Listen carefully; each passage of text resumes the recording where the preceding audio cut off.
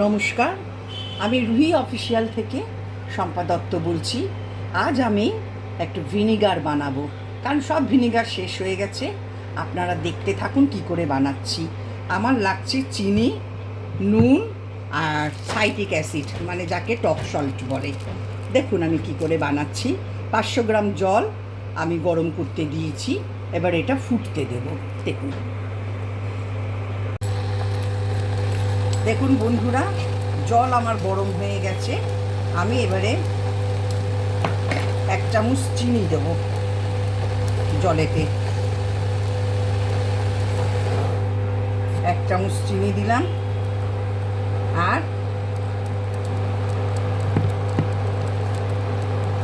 1 চামচ সল্ট দিলাম আমি।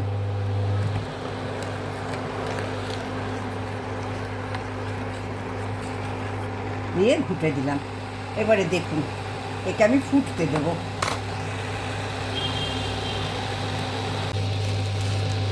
আমার জলটা টকবক করে ফুটছে। এবারে আমি এই সাইট্রিক অ্যাসিড 4 চামচ দেব। 2, 3, 4।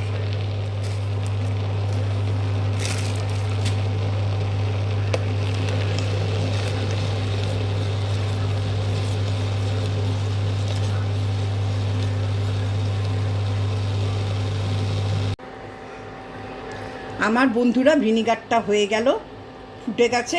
আমি এবারে একে ঠান্ডা হতে দেব। নামিয়ে দিলাম।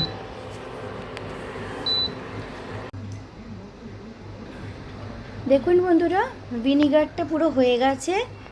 এটাকে ফ্যানেলে করে আমরা একটা বোতলে ঢেলে নিয়েছি। এবার এটা ঠান্ডা হয়ে গেলে ফ্রিজ করে দেব। তাহলে আপনাদের এটা কীরকম লাগলো ঘরোয়া পদ্ধতিতে বানানো? যদি ভালো লেগে থাকে অবশ্যই বাড়িতে আপনারাও করে দেখবেন, কারণ প্রত্যেকটা গৃহস্থ বাড়িতেই লাগে এগুলো, আমাদের রাখা দরকার পড়ে নানা রকম আইটেমের জন্য। তাহলে বন্ধুরা আজকে এইটুকুই, দেখা হচ্ছে পরের দিন আরেকটি নতুন রান্না নিয়ে।